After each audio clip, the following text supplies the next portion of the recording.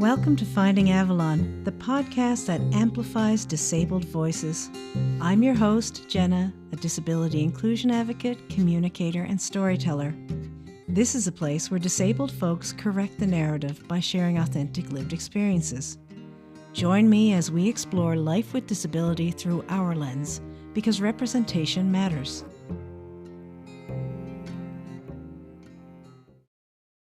Welcome back to Finding Avalon. Thanks for coming back to celebrate the leadership and experiences of disabled people and our community allies, one story at a time. On this episode, we're joined by Ionatan Waisgluss. He's a private investigator, intelligence analyst, and cyber incident responder living in the Cothet region of British Columbia. He brings an awareness of online risks and reduction through his diverse work experience, which includes class action lawsuits, fraud investigations, due diligence, cyberstalking, and missing persons. Ionatan is skilled in digital footprinting, risk assessment, and high-stakes investigations. Among his driving values is a commitment to diversity, inclusion, and equity, and being a strong ally to disabled people. Welcome to Finding Avalon, Ionatan. Hi, Jenna. Thanks for having me. This is great and really is an honor to be here, to be invited to speak as an ally on a female-produced podcast and in support of the disabled community. And I'm thankful to LinkedIn algorithms for discovering your content a while back and seeing the kind of things you were posting about and sharing your own experience and challenging some of the assumptions that people have around disability. And it's also, I think, amazing that you're doing this work online in what is a very hostile environment for women, for disabled persons. And the work that you're doing is really important, and I'm really glad to be brought on here to talk a little bit about what I do and how that intersects with disability. Oh, thank you so much. It's such a pleasure to have an ally like you on the show who understands the marginalized experience and who is a supporter in the community as an ally. I'm so glad to have you here with us. Can you share with us how you've used your experience, skills, and expertise to support accessibility for disabled people? Okay, yeah, no, thanks for asking that. So, in terms of accessibility, what I am trying to do more and more, kind of adjacent to my work as a PI and an incident response, is to get knowledge out there around resources that are available for privacy, personal, and cybersecurity for all communities, especially marginalized communities, including disabled persons. So a lot of it is related to resources around cyber stalking and cyber harassment. And then outside of my work, I also volunteer doing things related to OSINT for Good. I don't know if any of your listeners have seen that there's this kind of hashtag, I guess. It's like hashtag OSINT for Good. So OSINT just refers to looking up things online mostly. And that can be used for all sorts of things. So one application of OSINT for Good would be in missing persons investigations. Now, even before I was a private investigator, I got involved with this organization called Trace Labs, and they do this event called Search Party. So, Trace Labs Search Party is something that absolutely anybody can volunteer in. And the premise is you get into a team, or you can do it by yourself, and you wait until the start time, and then you have 4 hours to find information about missing persons cases that have been opened up in cooperation with law enforcement. So this nonprofit reaches out to law enforcement and secures a couple of files, usually between 1 and 4 files. And then they open these files up for 4 hours, and people basically compete to try and find information related to missing persons. So they can be from all over the world, these cases, and they're real cases. It's not pretend, and it's cases that the police would like to have more information around. And they've already done a lot of investigation, but they open it up to the public. They open it up like in a crowdsourced kind of way, and you can work by yourself or teams to look for things related to this missing person. So you might be given a name and a photo and last place they were seen. And if you find an example of their friends online, then you get 10 points. If you find their family members, you get 15 points. If you found a vehicle that they would have driven, you get, I don't know, 200 points. I'm just not exact scoring or whatever, but the Yes. idea is it's kind of a gamified way to do online research. Some people would call it sleuthing, like looking up stuff Yeah. online in a very kind of targeted way, and to provide that information in a way that advances these real life cases and can result in a person who is potentially being trafficked or something to have an awareness of where they are, give them an opportunity to leave that world, or to provide closure in some cases for when a person turns out to be deceased. So these can be kind of heavy hitting for sure. It's not a Hmm. walk in the park, but if you are the type of person that feels good to do this kind of thing, you can certainly put the time into contributing. And that's kind of how I got started in private investigation. Well, one of the things that helped me realize, hey, I actually really like, you know, online sleuthing, and I'm pretty good at it. Hmm. and and I, over time, just got better and better, finding more resources and tools and methods for kind of developing information about an individual. Um, that can be called footprinting. So if you're like footprinting an individual online, so that Oh, can be that's used what that for, means. yeah. Okay. Yeah, so that could be used for like finding a person, like finding clues related to a missing person. But footprinting can also be used for assessing your own footprint and seeing if there's stuff about you online that you don't want online. Huh. Um, so you can look up your name, and you can look up your email, and you can look all that up on Google, but there's other tools as well. And the more tools that you have and can use, the further you can footprint yourself. And in this case, you would be doing that with the aim of taking down anything that you don't want up there that might expose where you live or who your family is. And certainly for people with disabilities who are marginalized and often targeted, and for women and gender diverse individuals, people of certain like religious or ethnic backgrounds, like there's all sorts of reasons that people get targeted in ways that are bigoted and harassment based. Mhm. And doing an online footprinting for yourself, or working with somebody that knows that to achieve a sense of what's online about you, can be a really good preventative measure or protective measure for for those people, for those persons. I have another question for you. Many people forget that accessibility also applies to the digital world too. So, with your professional background, could you touch on a few things that organizations and businesses can be doing to make sure that they're creating accessible digital tools and online spaces for all users? Yeah, definitely. So before I was doing cybersecurity and privacy related work, I was doing SEO and digital marketing. So SEO is search engine optimization, and that's related to if you have a website, or if you manage a website, or if you pay somebody to do your website, how to get your website to rank higher up in Google was the easiest way to talk about it. So it can be your ranking for a service that you provide, or for a concept, information, and there's a lot that you can do in terms of SEO, and it doesn't have to be guesswork.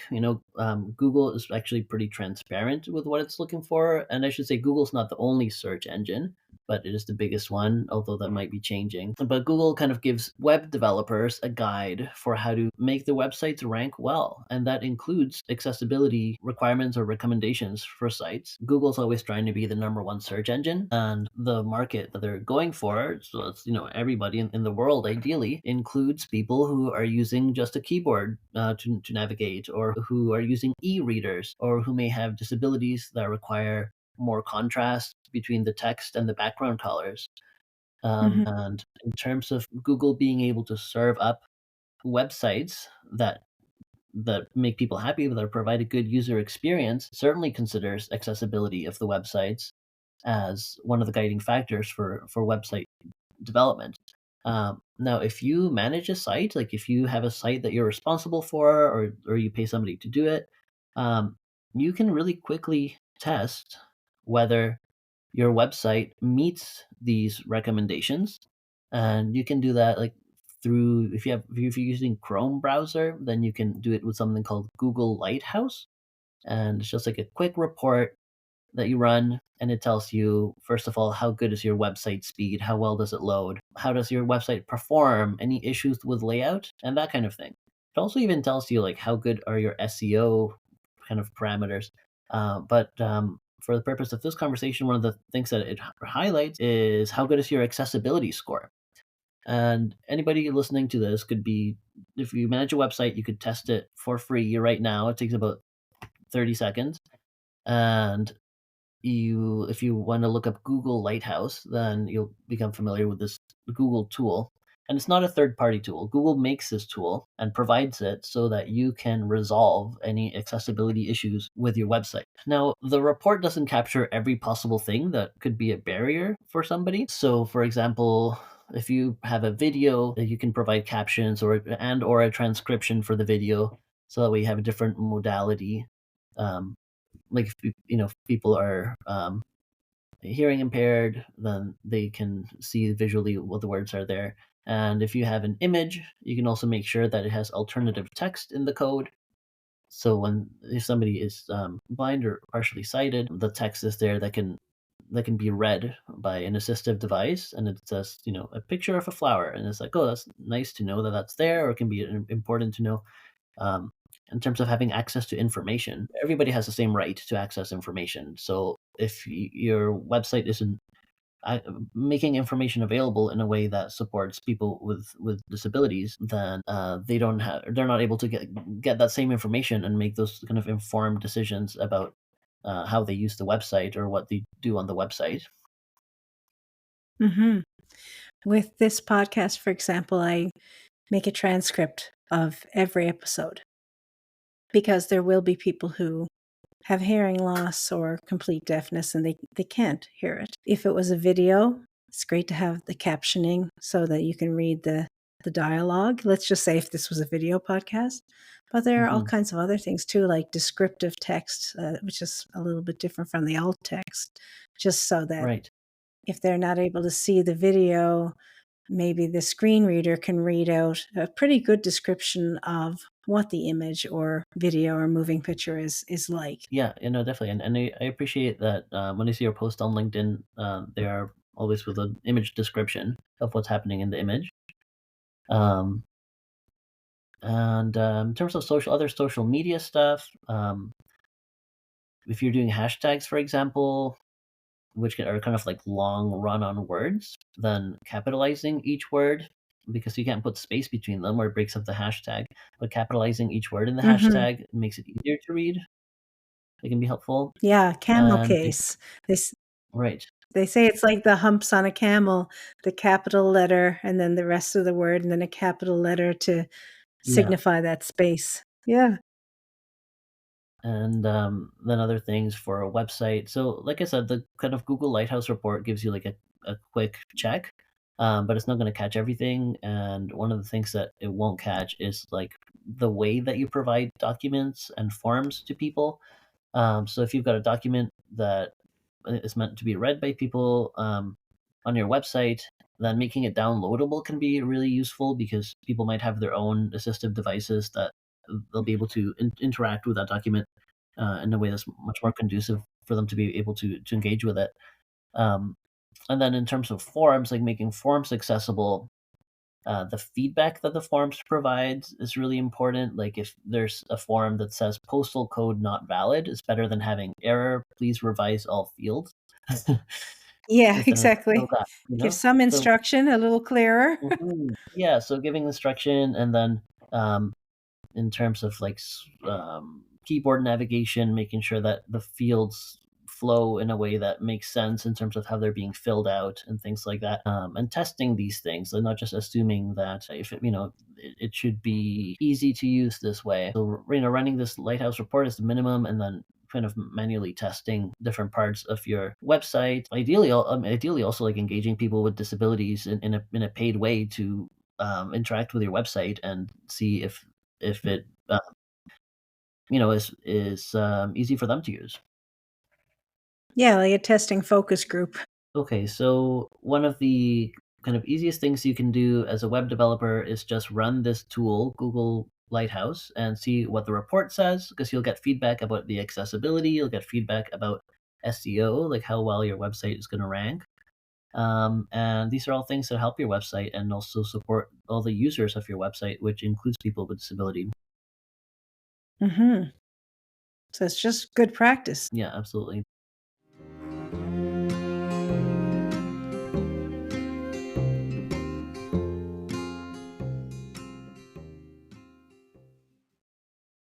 Many disabled people rely heavily on technology to access services, including assistive technologies for communication, education, employment, social interaction. Digital spaces and tools allow disabled people, and all people, to make informed choices about their life and to participate fully in society. And people living with disabilities do face increased societal discrimination, whether that's in person and online. And often they're sharing personal details that can result in ableist discrimination when seeking employment, housing, access to essential community services, and interacting in online spaces. And then, as if it wasn't challenging enough, sharing thoughts and advocating online can put people with disability at risk because of outdated and unfair systemic barriers and social stigma. And then the rise of online privacy breaches can make things much worse when social networks and company databases are hoarding personal data and then eventually leaking it. And then there's also the opportunistic risks of malicious online threats that disabled people face online, like being targeted by cybercriminals, exploited by bad actors, made miserable by cyberbullies and stalkers, put at risk through financial scammers, and also attacked by identity thieves. Jonathan, can you give listeners some advice about protecting their privacy online? Maybe some examples of online red flags and what disabled people can do if they do accidentally fall into a digital trap that compromises their privacy? Because it's easy enough to happen. Yeah, definitely. Yeah, I mean, I very much echo everything that you mentioned about the online risks, and more. Right, the internet is a very hostile environment.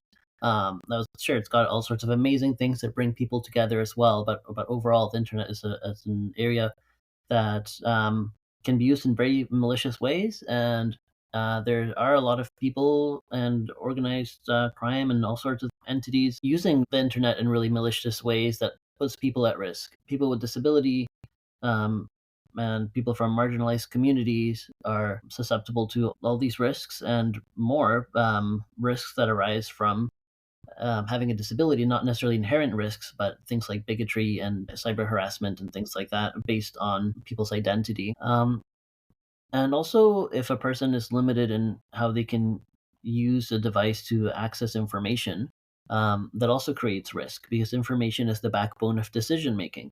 And if people are not able to access the information that's provided on the page, then they are missing out on something that could inform their decision making and lead to more risk, like choices related to privacy or security. Hmm. Um, and then also what people with disability can do if they fall into like a digital trap, but any sort of like cyber incident Hmm. that compromises their privacy or security. So I mean, I could talk about these questions for hours, right?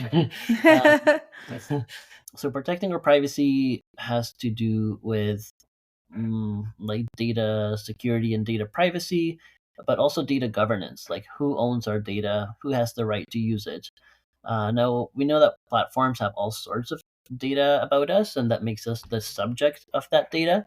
And in Canada, you have rights as a data subject under federal and provincial laws, both for commercial use of your data and public sector. That relates to like how government organizations can handle your data. So being informed of those rights is important because those rights are not always respected, and being able to point to those rights to keep your information secure and private is really important. There's also another aspect to keeping your information private, which has to do with operational security. Now, often called OPSEC, that's just a fancy word for how anonymous you can stay while you're carrying out your activities online. You know, that is mostly dependent on you and how you browse, how you use these online systems. And there's all sorts of technologies that make it possible to make yourself more and more anonymous and have less um, information that can be correlated to you. But the truth is that we put our information out there by choice. Like we have social media accounts and we put our information online, and we choose to do that sometimes to be able to connect with people. So there's always a balance of what you're putting out there and then also what you don't want out there. And operational security comes into play when you're trying to basically carry out online activities without giving out too much information about who you are, where you live, and so on. Now, it's super important concept in investigations because you never want to have it known, that you're investigating a subject. But it's also important for when we're doing things online, if we're using forums, if we're using social media platforms, just as a regular person, um, you might not want things to be tied back to you. So there's all sorts of technologies that you could use, and like I said, this could be like a whole, multi-day workshop to cover things like using peer-to-peer communications or using VPNs to hide your own IP address, like to so people don't know that you're using your computer from your house. Also, social media accounts that don't give you a real name. These are kind of like pseudonym accounts. It's sometimes not enough to have a social media account and just have it have a different name than your regular name because there's often ways that social media accounts can be tied back to individuals. And this is a Hmm. huge part, honestly, of what I do as a private investigator is like I find people's social media accounts even when they're not using their real name. And there's all sorts of ways to do that. And if there's someone that's experiencing cyber stalking, cyber harassment, often the people that are doing that kind of stuff have a lot of time and resources to like learn about these tools and do these things, right? So it's certainly good for individuals who could be receiving those kinds of activities to have a sense of how their information might be traced back and to work with people that can help them like secure their online presence, because anything like an email username, anything that you have, these kind of like identifiers can be searched in different ways, and not just on Google but with all sorts of different tools. So if you do your own use of these tools and find your own online presence or work with somebody to do that, then you can have a much better idea of what's out there about you. If I had to recommend one place to start, I would say there's this website called Intel Techniques by Michael Basil. So Michael Basil, he's got a series of books, and he does talk about what they call like extreme privacy fatigue. Like it can get pretty exhausting to try to use the internet in a way that you're not being associated with your real self at all. And it is often about striking a balance. And would people who have malicious intent be taking the same kind of approach with these tools as people who are trying to just stay as anonymous as possible? Yeah, so I mean, the reason that we call this OSINT, this kind of like an online intelligence analysis, is because it's open source intelligence. So these tools are available to absolutely everybody, and you can Okay. find them, find out about them, research them, and you can do that for good or you can do that for bad, right? So all these tools and techniques that exist out there, the same way a hammer can be used to like build a wall or trash a wall. These tools and techniques can become almost like a lifestyle where you're like, if you get really good at them, you're always thinking about, oh yeah, I don't want my email out there because I know what you can find with an email. You can find any website I might have registered. You can find any like payment accounts, like all sorts of stuff. So for somebody that might say, oh yeah, I know my email. Like what are they going to do? Send me an email or something? I'll just block them, right? Well, there's more to it than that. Anytime you're exposing an identifier like a real name, email address, username, phone number, there's ways to leverage that threat actors can leverage those pieces of information to further your online footprint for their own sake, which could be nefarious. And in terms of red flags, well, that's related to all the different threats that are out there, like different kinds of scams.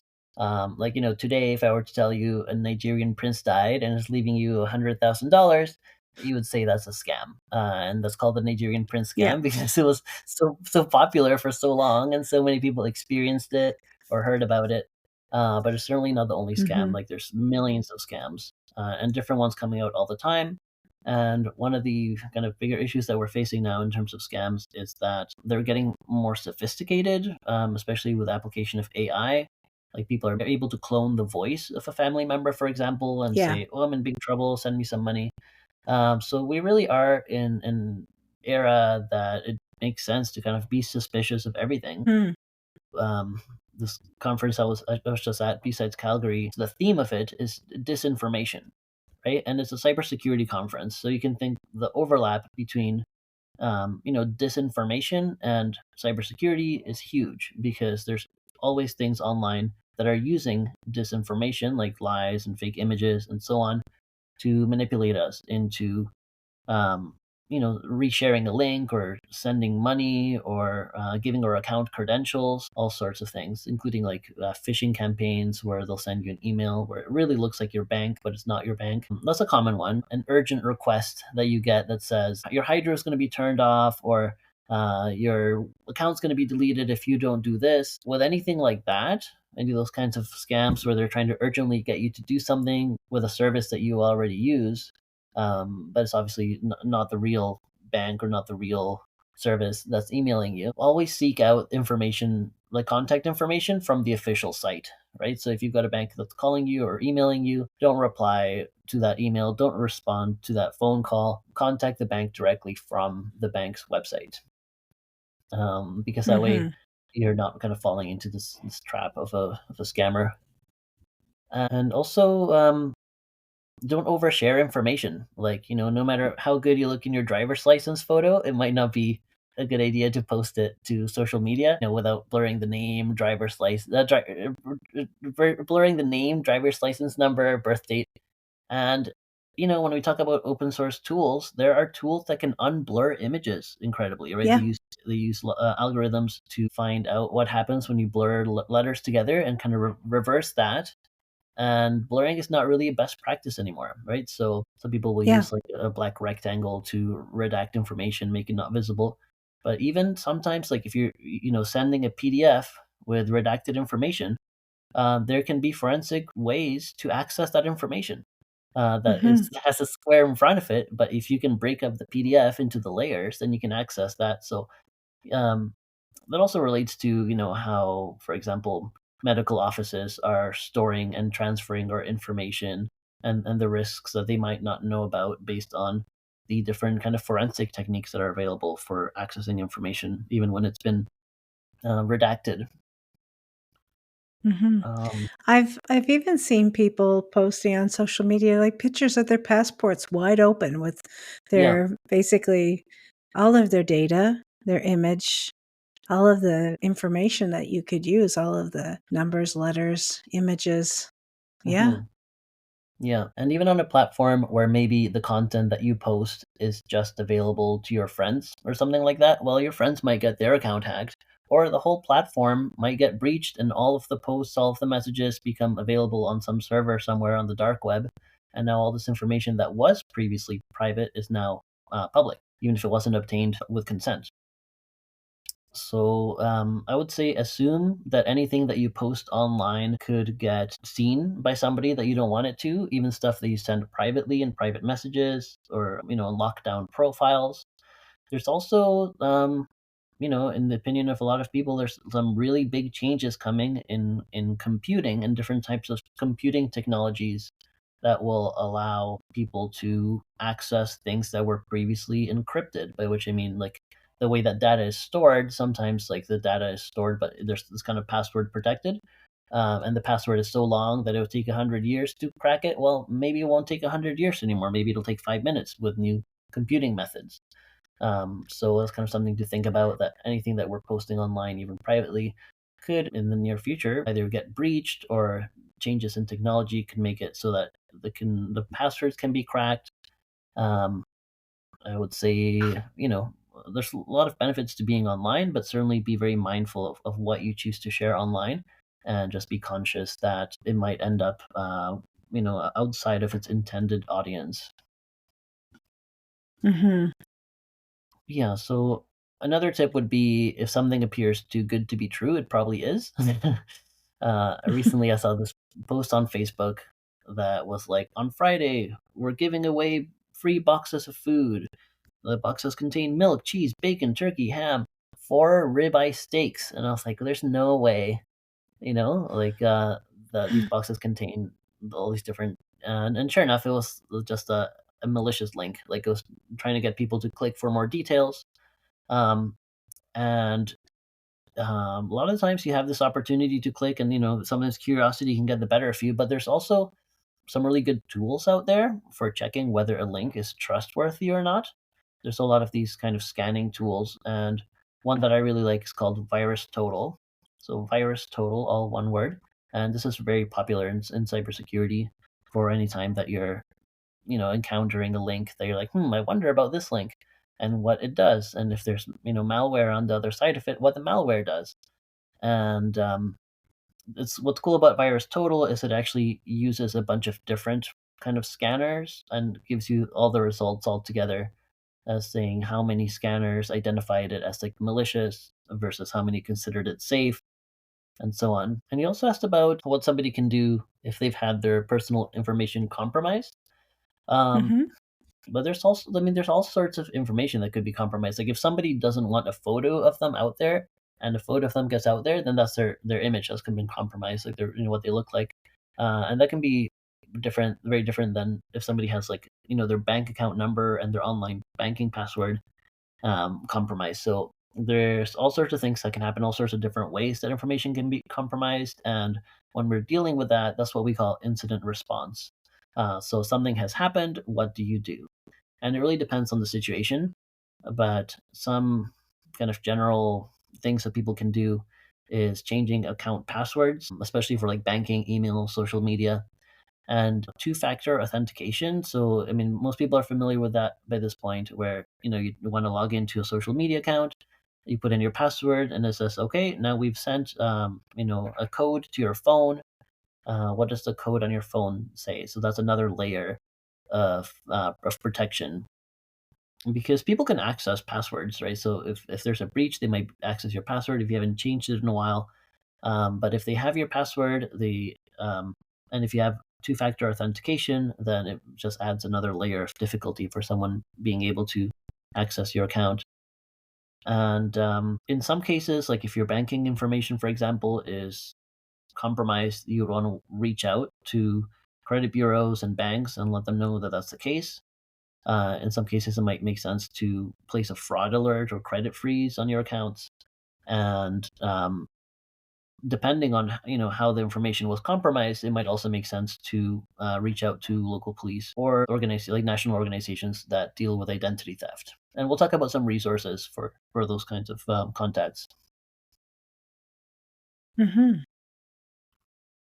This is a lot of great information, and I've been making little notes myself about these different tools, and I'll make sure that when this episode does air, I'll mention them in the captions for social Cool. media so people can access those, and then also, of course, on the website. Thank you for that. Oh yeah, of course.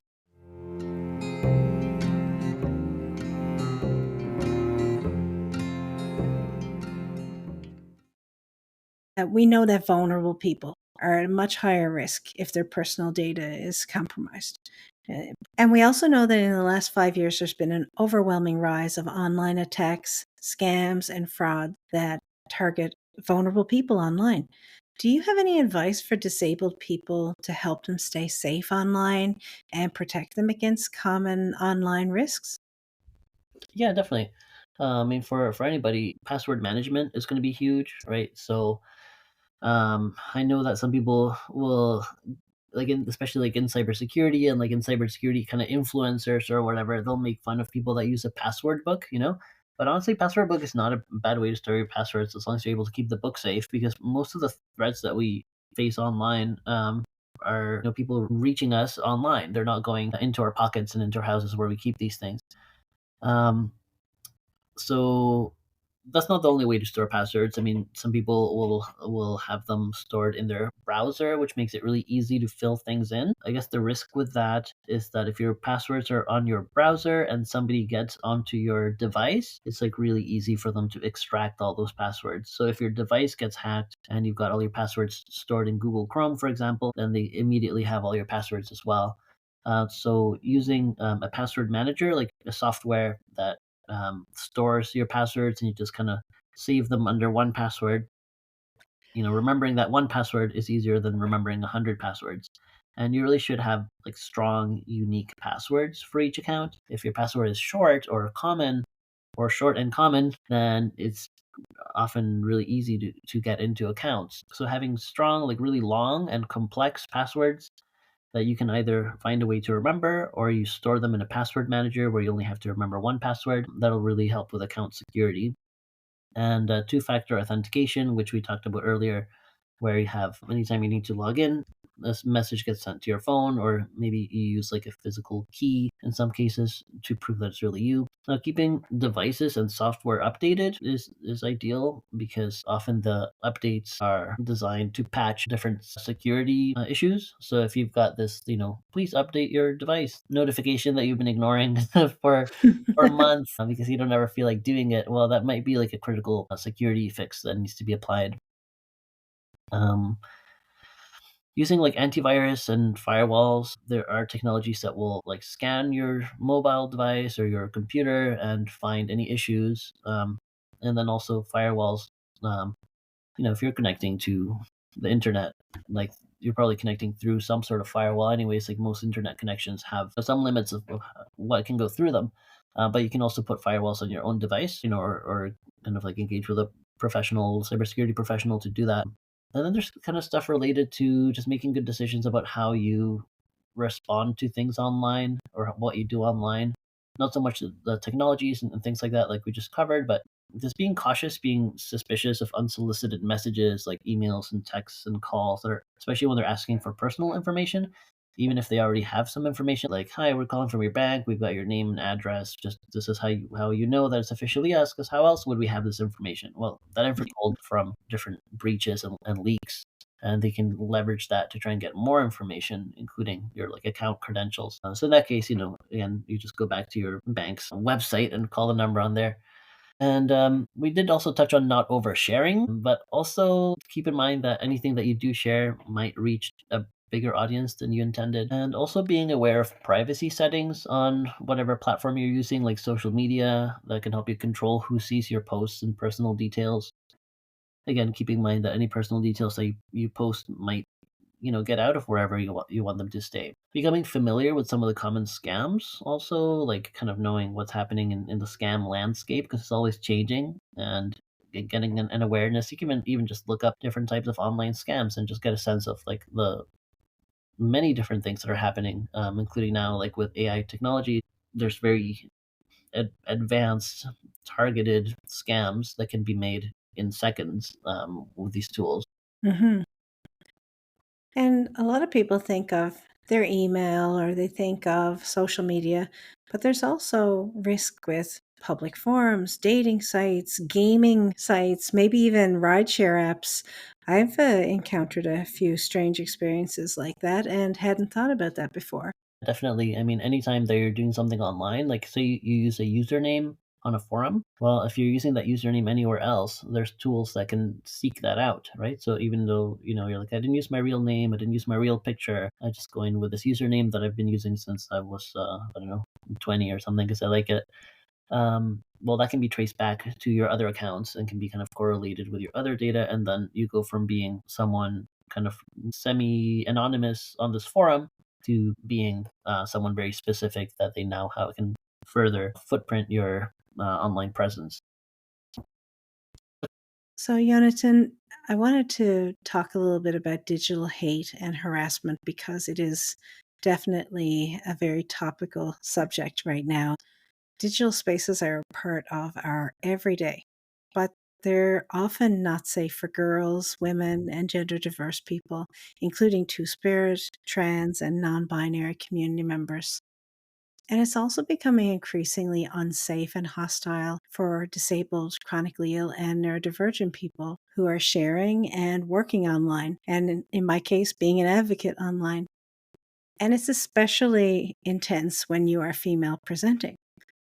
The Canadian Women's Foundation recently reported that 1 in 5 Canadian women experience online harassment, and they noted a shocking 72% increase of hate in digital spaces. And with the rise of online misogyny that we're seeing, as well as disability discrimination and eugenics and everything we're seeing in the media right now around disability, plus online gender based harassment, the disability community's female and gender diverse advocates have been sharing their experiences with this spike in concerning incidents of being targeted online, being trolled, having their information doxxed, being harassed, threatened, stalked, and even harmed. But I also wanted to mention that like research also shows that disabled women and gender diverse folks are at twice the risk of intimate partner violence. And that includes like this common harmful tactic of cyber harassment by former partners or rejected potential partners. And they seek to continue that cycle of abuse, that power and control, making sure they're tormenting the person who got away from them or the person they could never get. And I bring that up because it's it's undeniably linked to disabled women. Gender-based harassment and violence is also elevated for us because we're viewed by predators as easier targets, easier to monitor, torment, threaten, or even exploit. And when reports and evidence are often shown to law enforcement, unfortunately, there's not a lot of helpful response. Sometimes women are told that unless they're physically harmed, then there's nothing can be done, and that they should just simply lay low and stay offline. And this is not a solution, not a solution whatsoever when it comes to cyber stalking, online harassment, and digital hate, especially when there's threat.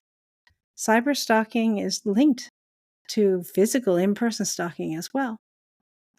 And putting the onus on the victims instead of the perpetrators is a systemic failure, in my opinion, and it doesn't protect our safety.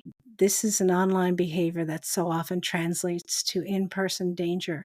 The appeal for help has been growing and growing, and I've been personally asked for guidance by many other female and gender diverse friends who are disabled and non disabled alike.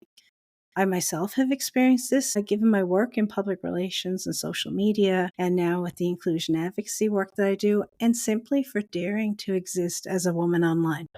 So, as a private investigator and a cybersecurity specialist, what practical advice and steps can disabled people follow to counter the digital hate and safety issues that can come with this? And what can women and gender diverse people do when we're targeted and threatened online? That's a great question. And I think the place that I'm going to start is mental health well-being. Like when you're experiencing something like this, like say you go to law enforcement, for example, and they say something like, "Oh yeah, just stay offline." Like that's not really seeing what's happening, right? Like if they're saying stay offline, like they wouldn't tell you, "Oh yeah, just stay in your house for the rest of your life," right? Yeah. Or they wouldn't say, "Yeah, just don't go out, don't talk to anybody, and let us know if anything happens." Like that's not sustainable. And staying offline is also not sustainable. And we all have the right to use online spaces, and we all have the right to physical and mental health safety. So prioritizing your own well-being when something like this is happening is really important.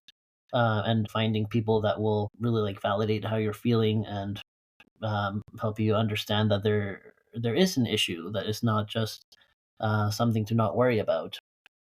And reaching out in some cases to like therapists or support groups that understand this kind of trauma related to cyber stalking and digital harassment, because it's very specific to this kind of feeling of like, wow, I can't even go near a device because I feel worried, I feel like anxious when I'm near my phone or computer, but at the same time you're like missing out on the world if you're not able to access the internet. And for someone to say, "Oh yeah, just stay offline," is really like saying give up those rights that you have to participate in the online space, which would be unthinkable to tell somebody. And for communication purposes, people need the online world, and many of us work online, so it's our livelihood. It Yeah, threatens our access to our livelihood tools.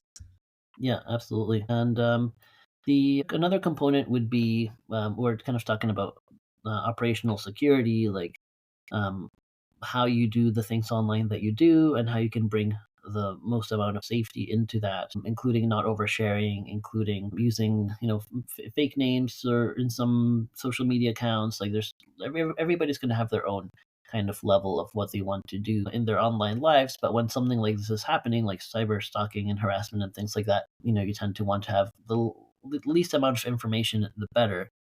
um, and part of assessing that would be conducting your own, or working with somebody to conduct some footprinting of your online presence to get a sense of what do you have out there, and then reeling it back in as part of your digital safety plan. Like, how are you going to use the internet? What are you going to have on there?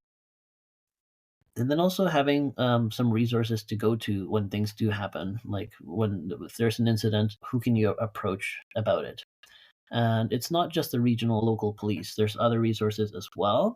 Like if it's anything related to like scam, fraud, identity theft, and even online harassment, there's the Canadian Anti-Fraud Center. That's a resource. There's also cybertip.ca. That's put on by the Canadian Center for Child Protection. But they've got resources not for just children, for adults as well, like education tools and different other additional resources. One that I found kind of recently that I hadn't heard of before is called the Equality Project.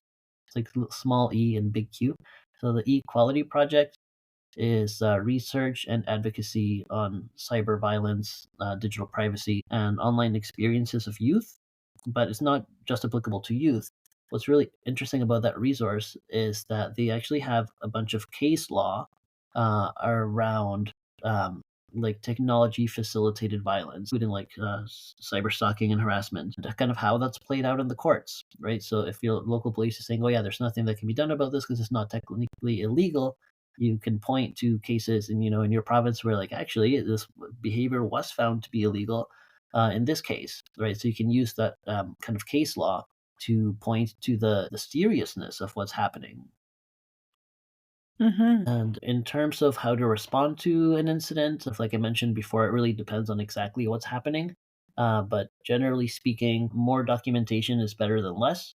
As a private investigator, anytime I'm taking a screenshot, I am adding the time it was taken and the URL, right? So two very small things, but very, very important for evidence acquisition. So if you're, wanting to capture something that happened, not to say that's necessarily going to be enough. Like sometimes there can be more requirements for things to be used in court.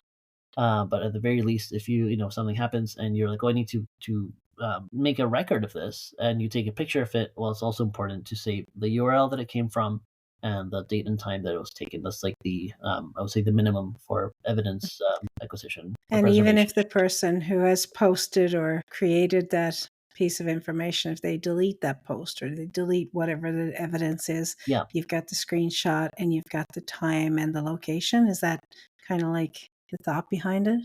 yeah, yeah. I mean, whether they delete it or not, if you ever needed to use it Hmm. in court or in any like police file, um, then it's just that much more official of a piece of evidence when it comes accompanied by the source and the time. Another piece of advice, and this is all my perspective. Like this is not meant to be legal advice, but most of the time, the recommendation that I've seen is to not engage directly with anybody doing harassment because that can escalate it.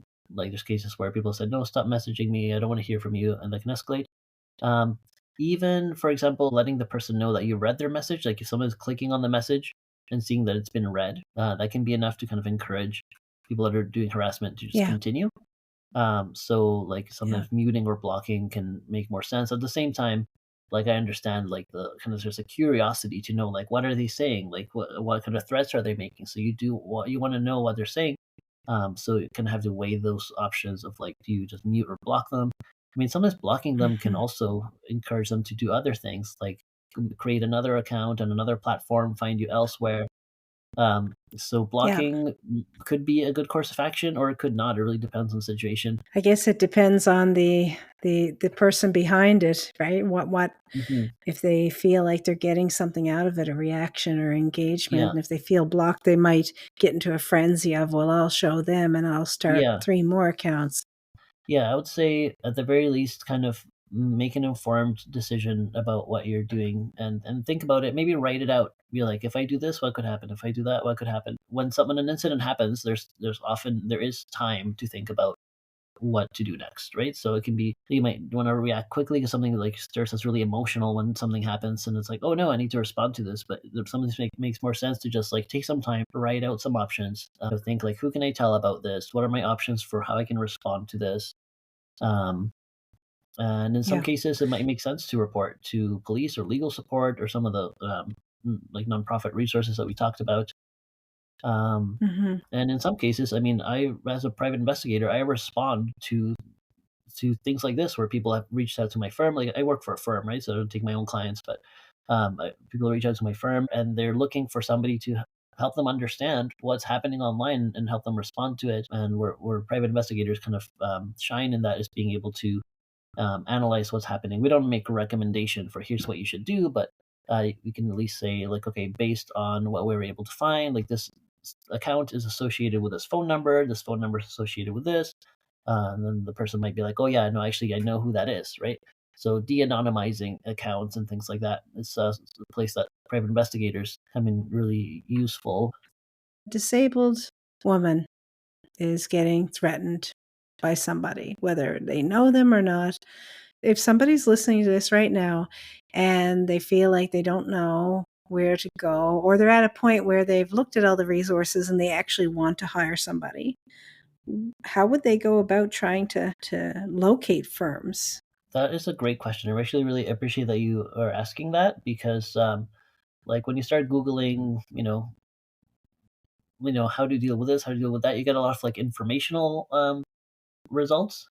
But if you're looking for like help with that, you might get directed to public sector, like different like police and related kind of resources. But if you're at a point where you're like, actually, like none of that is working for me because I'm just being dismissed, whatever I say, then it can often make sense to work with a private investigator who can like really take on the case and really understand what's happening and kind of shine more light on you know where that account came from, when it was created, all that kind of stuff. And if somebody's interested in finding a private investigator, well, most provinces have what's called a licensing portal. So private investigation firms are licensed as businesses and not just business license, but a private investigation firm license.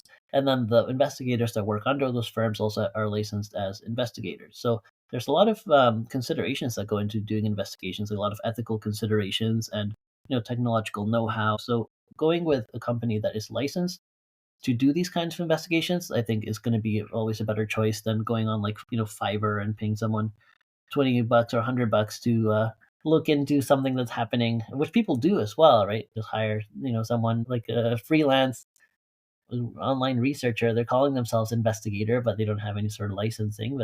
Um, but if you are looking for like a reputable investigative firm, then I would say within your province look for like licensed PI firm directory, and those search words will usually get you where you want to go. Are you looking for somebody that knows their way around online, is familiar with the seriousness of these kinds of risks, and also is familiar with the tools and techniques and technologies required to investigate these risks and take them further than you could necessarily, right? Like, because you can also do your own research, but if you work with a firm that has like an established kind of way to respond to these things, or at least a number of different tools at their disposal to further investigate whatever they find, then that's what you're paying for. And they can also be used to make reports that are given to um, like police services. So you can, in the end, you end up with a Yeah. report where like here is what we know, and then the police often prefers to look at these like professional reports than like our statement that's given at the police station to be like, here's what's happening to me, right?